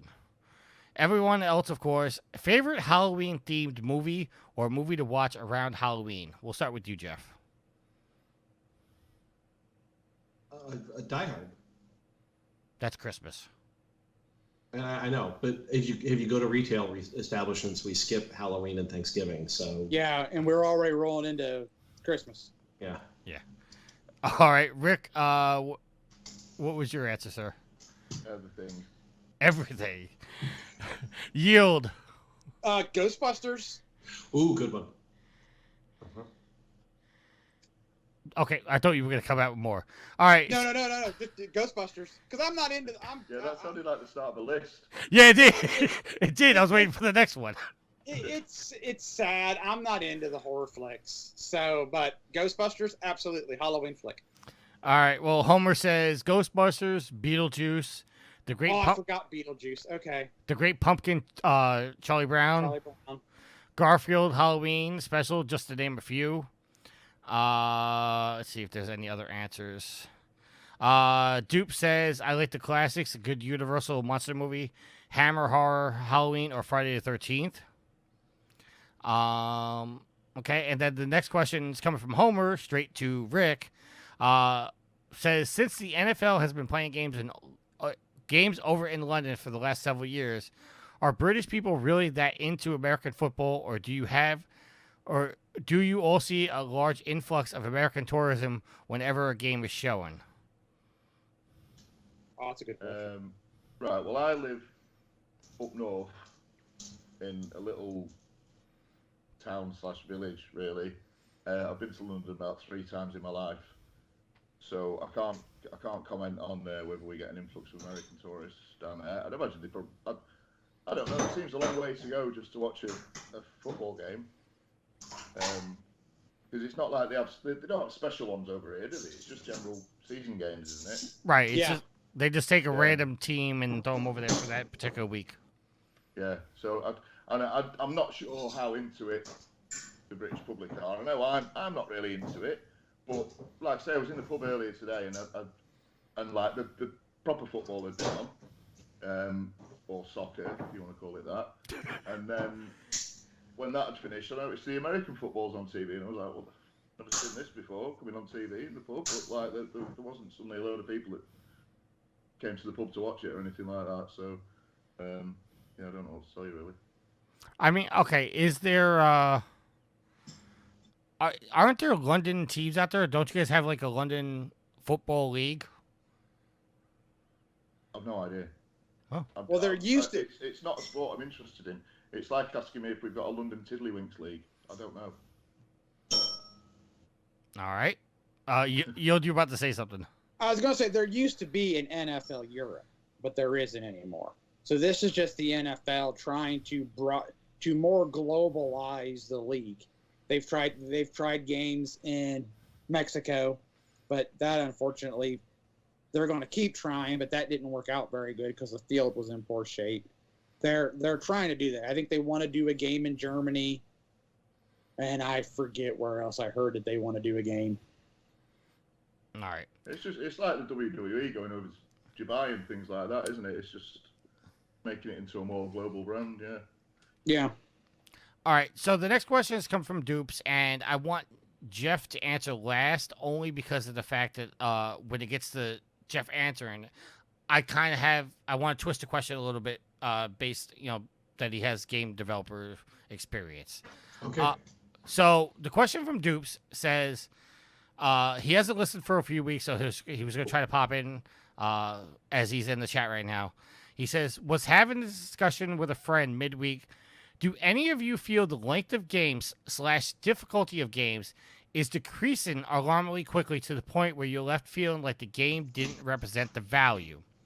Does it matter to you how long a game lasts, or does it depend on the genre, quality of story, or gameplay? Ooh, that's a good question. So, okay, we'll start with you then. Okay, so to answer his first, okay, go ahead. I was gonna say let's break this down. Yes. His first question is saying, do you feel like the length of games / difficulty of games is decreasing alarmingly quickly to the point where you're left feeling like the game didn't represent value? The first part of the question, yes, I have felt recently that and I'm just putting games in as a whole, not separating in genres yet. Just gaming as a whole, yes, I do feel that it has gotten easy, and that the lengths of the games have gotten shorter.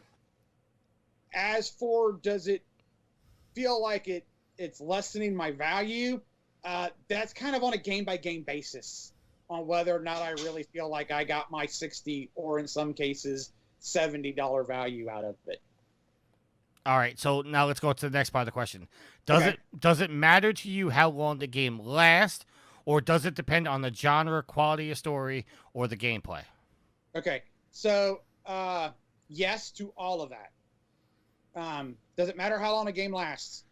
It does, and it really does depend on the genre, the story, or the gameplay. I mean, I've played some really short games. One that comes right to my head was The Last Campfire. Wasn't an overly long game, but it was really good. You know, you felt when you walked away from that game that, you know, wow, I got my money's worth out of it, you know, because the story was really good. So and in genres, it really, I mean, if you played a JRPG, not that I am, but I know some people who do. If you played a JRPG that was anything less than probably, and I'm probably way under 80 hours, probably anything under 100 hours, you'd feel like you were getting screwed. So all of that is really, in my opinion, is really gigantic moving puzzle pieces, because where you would say yes to one set of categories, you could move one piece out and put a different one in and say no to that same question, if that makes any sense at all. It makes sense to me. Okay. All right, so Rick, we'll go to you. First part of the question. Do you feel like the length of games / difficulty of games is decreasing alarmingly enough to the point where you're left feeling like you didn't get enough value? Well, the simple answer is no. But as for the difficulty, games are a lot more accessible nowadays, aren't they? So if you want to play on easy mode, you can play through the game and just enjoy the story. So I'm just talking like AAA story games at the minute.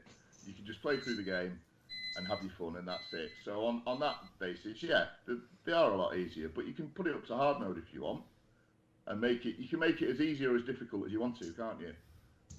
Apart from things like your Soulsborne games, where they're just out to be hard. And as for the length, I don't know. There's still plenty of long games coming out. I mean, we'll move on to the second point of the question. That's all right. Well, the second, how long a game lasts. The second part is, does it matter how long the game lasts, or does it depend on the genre, quality of story / gameplay? Yeah, it absolutely depends on the game, the genre. Like something like Slay the Spire, which I've been playing a lot of. You can do a run on that in one of the trophies is to do a run in 20 minutes. But I've played that game for 100 hours, so I'm definitely getting my money's worth. Well, it was free on PS Plus, so I'm definitely getting my money's worth out of it. But like, just taking it one run, you can do it in 20 minutes. But then the other stuff like The Last of Us 2 and that's like a good 20, 25 hour long story, isn't it? Right. Red Dead Redemption 2, fair enough, it's like 5 years ago now that came out, but that's a massive game. So there's still massive games out there. But something like Red Dead Redemption 2, that scares me off. I don't want to play something that long. It's far too much. For a JRPG, I'd do it. You know, I think nothing of sinking like 80 to 100 hours in one of those. But for a story-driven, like third-person game, I don't want to spend that long in that game at all. Like 20 hours, that's enough for me. All right. So now, Jeff, I'm going to twist the question for you because you come from a game developer background. When you guys are developing games, how much does it really matter? Like, let me rephrase. Do you really take into account that, hey, we have to make this game at least 10 to 20 hours, and we have to add these sort of difficulties to it to extend or reduce the amount of gameplay? At the AAA level, absolutely yes. And that's why AAA will end up eating itself. Okay. There are expectations. There aren't necessarily hard hour numbers, but when you sit down with a team of 200 people to make a Saints Row game, you're not making a 15-hour experience. It's just not. The budget doesn't account for that. And the budgets of these things have outstripped movies. They did that almost 10 years ago. I don't know the exact numbers. I can tell you Saints Row 3 development, and Saints Row 3 is 10 years old now. Development and marketing combined crossed 120 million. Saints Row current, I'm sure, is 10 years beyond that. I just, while you were asking the question, I hit Steam and I was looking at some of the games I've played. Would you call Kerbal Space Program a AAA title? I've never played it, so I can't answer to that. Okay. Yeah, I wouldn't. I don't think. Right. I've not played it, but I've never thought of it as a AAA game. Right. I have 460 hours in Kerbal Space Program, and I haven't played it in 2 years.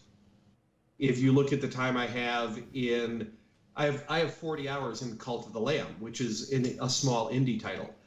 There are many AAA titles I play that I drop out after about hour 2 or 3 because I've seen the whole game loop, and the story isn't that compelling.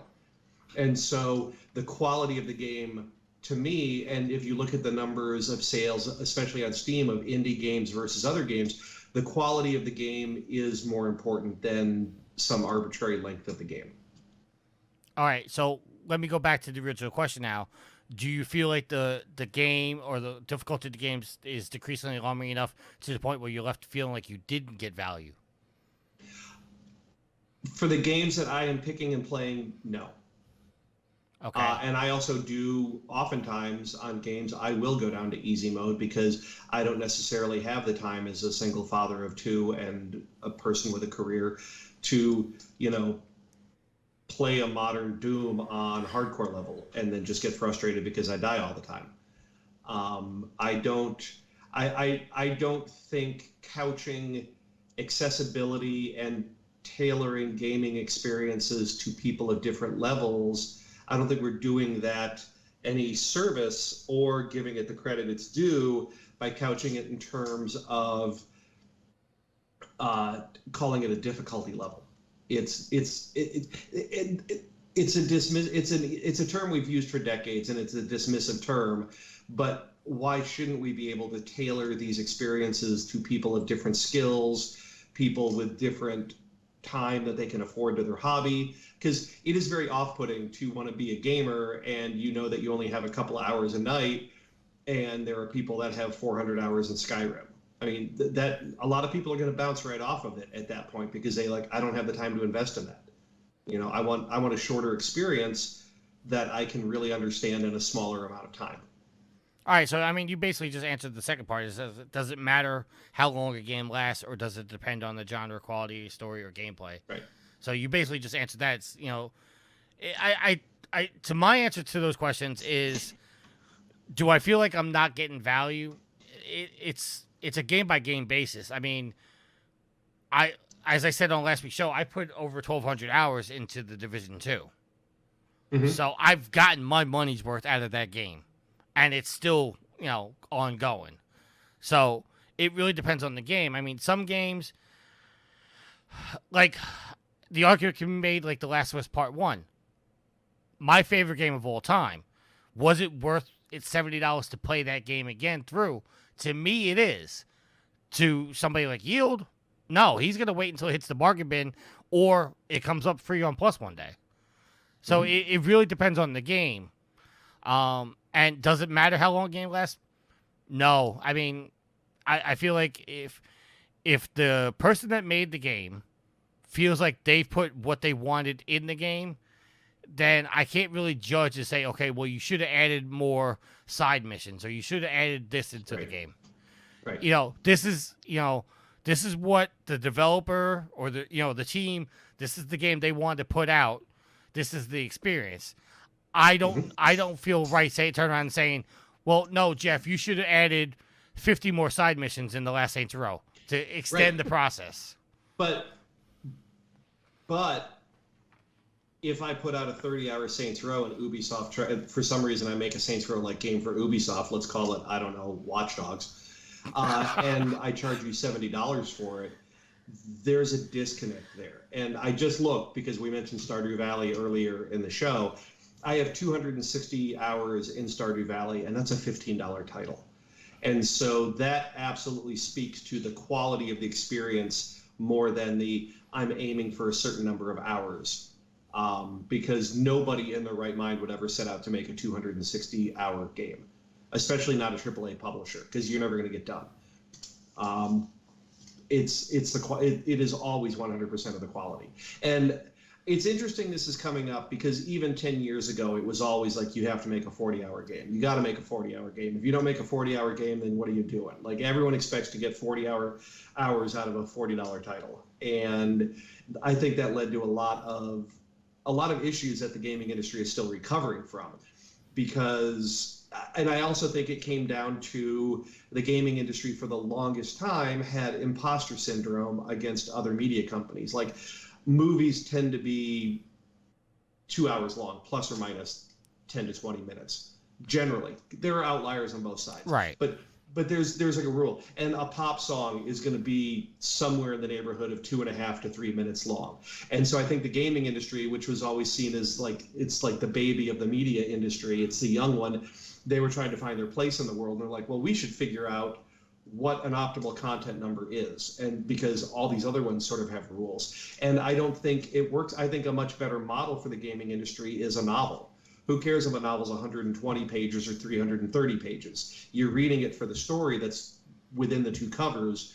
You're not reading it because it's the same thickness on your shelf as every other book on your shelf. And a lot of times it doesn't matter. You'll buy a 120-page novel, not that we buy Dead Tree novels anymore, or you'll buy a 300-page novel, and on the bookstore shelf, they're both $9.99, right? Because the pricing model is differentiated from the content that the price represents. Okay. All right. So before we go into our last question, if anybody's in the Twitch chat has a question before we move on, put it in the chat so we can get it answered. The last question coming from Matt G says, matching Rick's Halloween-based question, what is your favorite monster design from a movie or a game? Rick, we'll start with you, sir. Xenomorph. I'm sorry? No question. The Xenomorph out of Alien. No question. All right. Yield? I don't really know if I got a favorite monster design. I mean,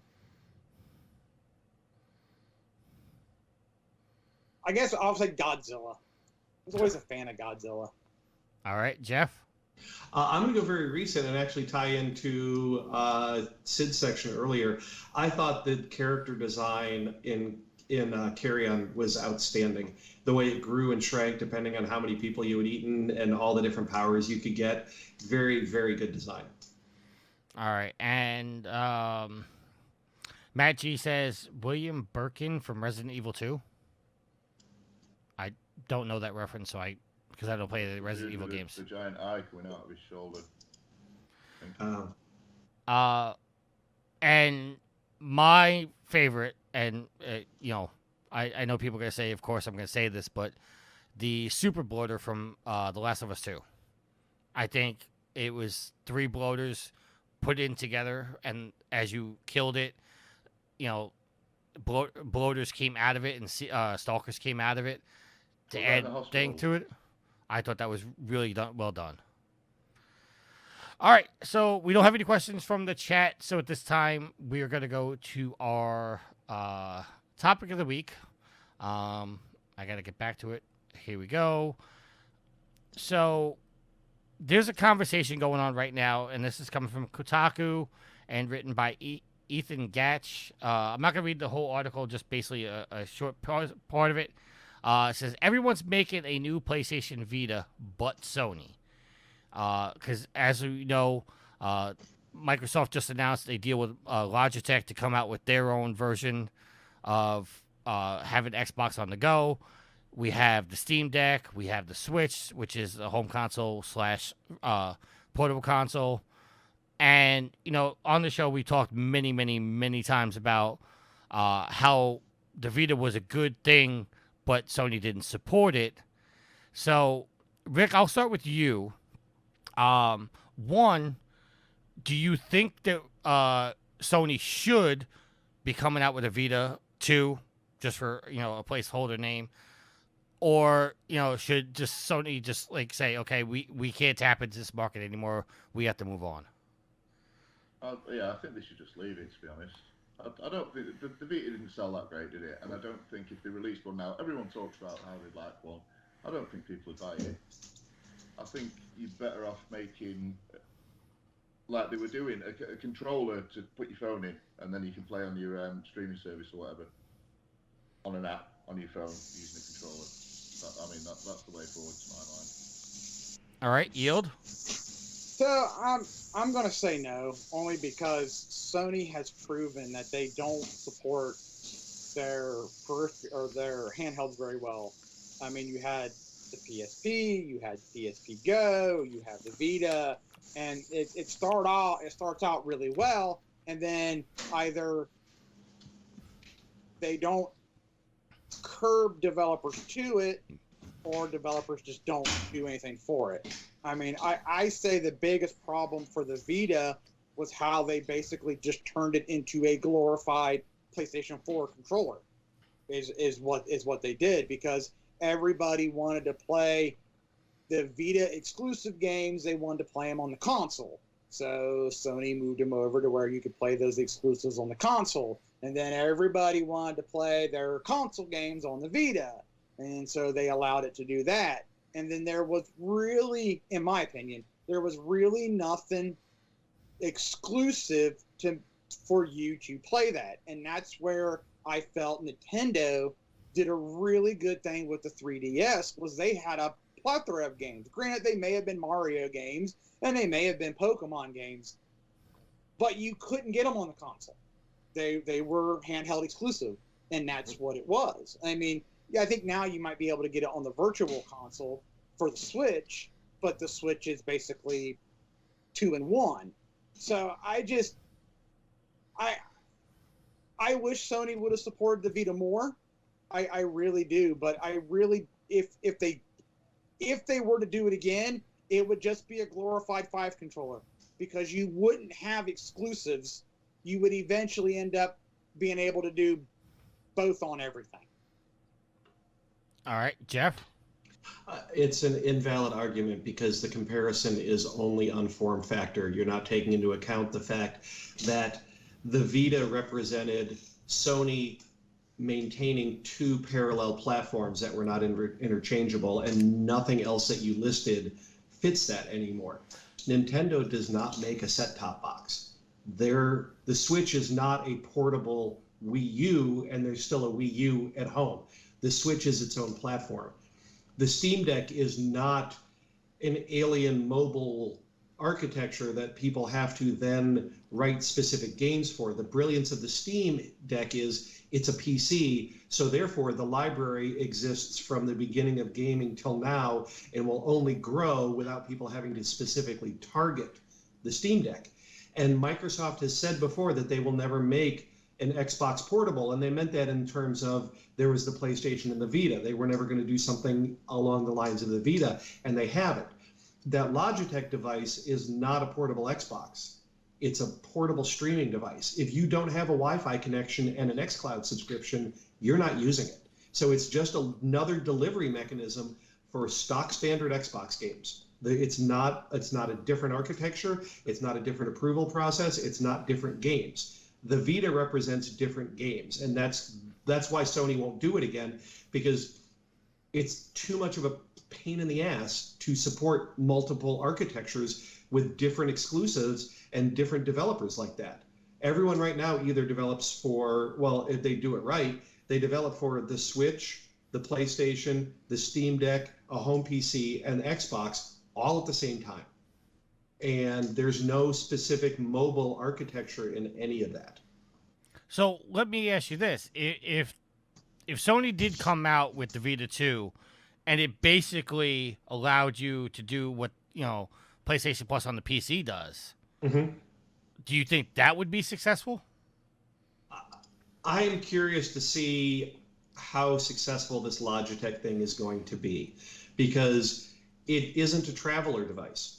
I am not paying $25 a flight when I'm flying to Seattle to get crappy in-flight Wi-Fi so I can try to stream Xbox games, because that's going to be a frustrating experience. At least with the Steam Deck, I can, not that I own one, I can load the games on ahead of time.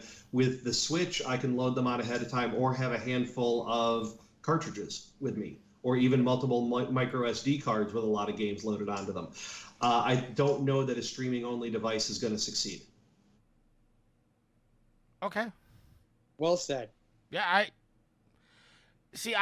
I love my Vita. I wish they would have supported it. It was a nice platform, but developers didn't want to have to devote time and money to a mobile platform that didn't represent the same percentage of installed users as the home PlayStation. Okay, now again, as with your developer background, one thing that I've always said, and I've gotten a little bit pushback. I mean, some people agree with me, some people don't, but we have conversations on the show like all the time, like saying they're releasing the PlayStation 4 and the PlayStation 5 version of the game, and I've always said when they do that, the 5 version suffers because you always have to develop for the lowest common denominator. In this case, it would be the PS4. So with that in mind, is one of the reasons why the Vita failed, and just in your opinion, not any fact, is because if they wanted to put the a PlayStation 4 version and a Vita version out, you really had to develop for the Vita version rather than develop for the PlayStation 4 version?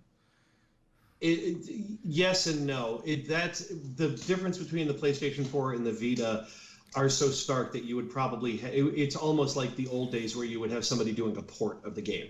They're going to be two totally different products that just happen to. It's going to be different source code, and it's going to be different art assets, and they're going to represent the same idea of a game at the end of the day, but they're not the same.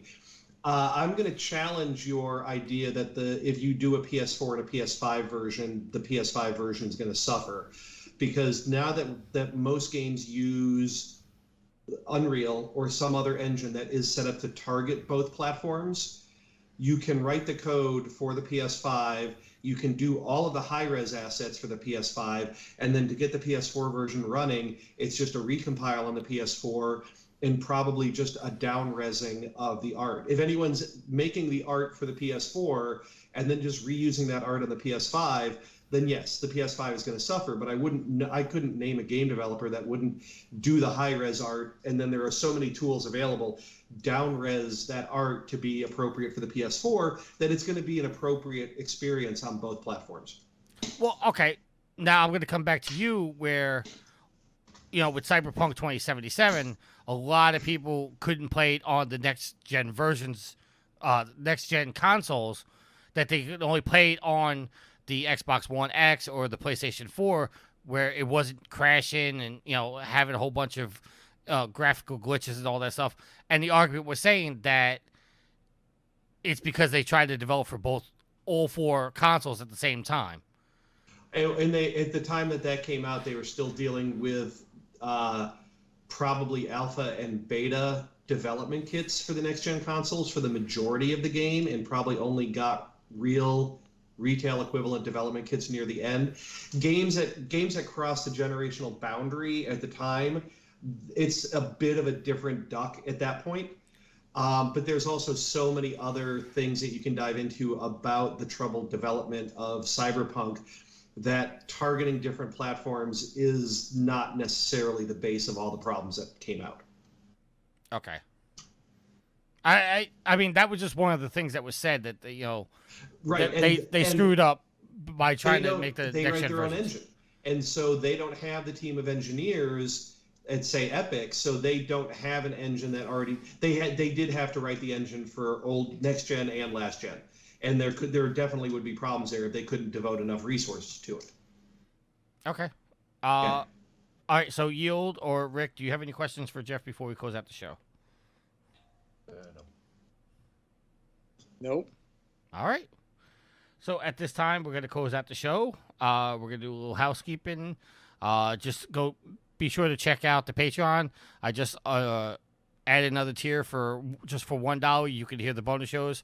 Me and Daryl have set up where I'm going to be on his Patreon content. He's going to be on our Patreon content. The age I am? Oh, sorry. Threw me off for a second, Jeff. We're gonna start putting out some more Patreon content for just $1. You could join the Patreon. Rick is reminded me to push the merchandise. We have merchandise. We have shirts. Rick is wearing our South Park t-shirt. If you're watching on Twitch, I think that shirt came out really, really well. Shout out to Jared, who actually made that design. That design is one of the coolest things Jared ever made. It's on our Facebook page. Go check that out. You can get a shirt with that. You get a Trophy Horse mug, t-shirt, everything else like that. Yield, I'm still trying to get hats, but I can't get the Flex Fit hats yet, so I'll let you know when that comes through. Hey, when it happens, it happens. And if it doesn't, it doesn't. All right. So go check that out. Check out the Patreon. Go check out all the socials. I am in the process right now of hiring a social media manager to help us push all the socials and the Discord and all that stuff, because I'm trying to get the Discord up and running. So please go check all those stuff out. If you don't know, we do the show live every week on Twitch. And then I just take the show as is and I post it over the YouTube. One suggestion I think actually came from you, Rick, was cut out the first 15 minutes of the video on YouTube, because it's a straight port. Yeah, it was just like dead air for 20 minutes. Yeah. So I'm going to start working on that, trying to edit the videos out, get that going. Before we actually go into our shout-outs, Jeff, thank you very much for coming on the show. It is Anytime. It is always a pleasure having you on the show. And I think I said on the last show, there's sometimes you say things that just confuse the hell out of me, but I enjoy it because it's like he's the fourth chair. It's controlled chaos. Like it's so interesting to sit here and listen to you that sometimes I don't even want to talk. I just want to let you ramble on for 2 hours. If you're confused about the dominance of Xbox, I can help you with that. No, there is no dominance in Xbox. Uh-huh. But with that being said, let's move on to our shout-outs. Rick, your shout-out, sir. Shout out to you and Tricky for having me on. Thank you very much. Shame Alex can't be here tonight, but yeah, and shout out to Jeff. It's been great to record with Jeff. I've been Nice meeting you. It's nice to have got to have a chat with Jeff before Daryl. Daryl's been trying to get me and Jeff and him on the show for close to 2 years now. And shout out to everyone in chat and everyone on the Facebook group and all that. Yeah, I have some good conversations with people. That's it. It's funny because Daryl's in the chat right now and he hasn't responded to that yet. Your shout out, sir. Shout out to Rick for being on the show. Shout out, as always, for Jeff bringing his expertise and his point of view. Always like it when he, I guess, sets us straight in a sense where we've got our opinion based on where we're at, and Jeff can go, well, I see this is where you're at, but this is where you should be. And I appreciate that, because we can only give our opinion from where we stand, and he's actually been there and can guide us a little bit better of where your thought process should go. So I always appreciate that. Shout out to David Bray for the question. Shout out to Dupes for his question, and everybody else that dumped their question in there. Shout out to everybody else, Matt G, and everybody hanging out in the Twitch chat. Shout out to Tricky for recording tonight as well. Hope Alex enjoyed his week off. And shout out to my wife, who has a birthday tomorrow. So shout out to her. Happy birthday. All right, Jeff, your shout out, sir. I'm going to start by giving a big shout out to Volition. Whether you like it or not, everyone needs to know making a game, especially a game the size of Saints Row, is a struggle, and it is always done with the most amount of love that every developer has for the gamers.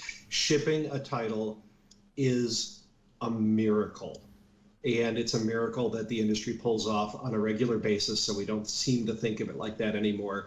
Volition did an amazing job getting Saints Row out the door. I still have so many friends there, and I'm very, very proud of them.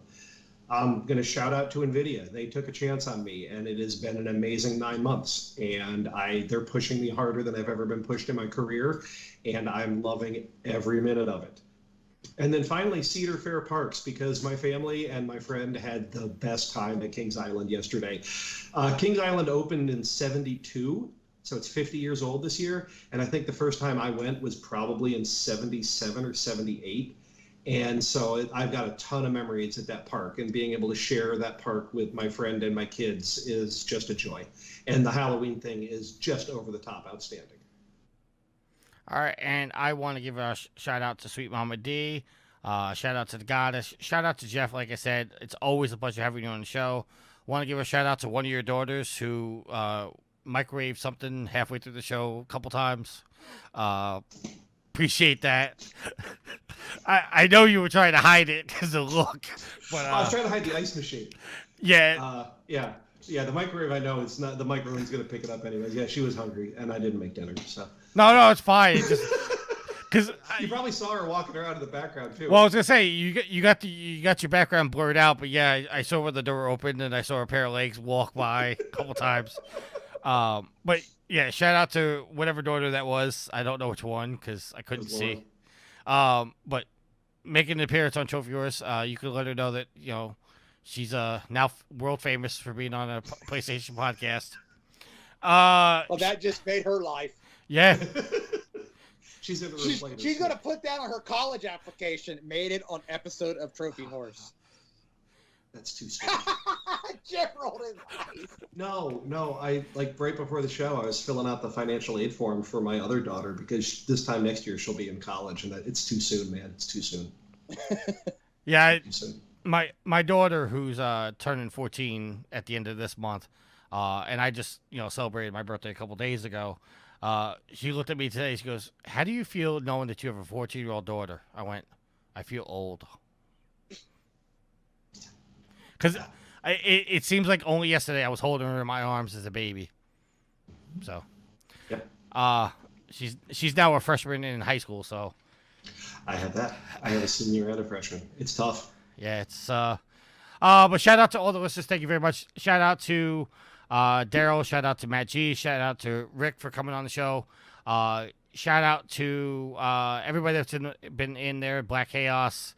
Thank you very much. You guys being involved in the Twitch page really helps with the conversation with the show. It keeps I think I've been working their conversation, their comments into the chat, into the show work, and it's always good to have instant feedback when we're doing it. So we love doing the show on Twitch. But if there's nothing else, until next week, happy trophy hunting. Later.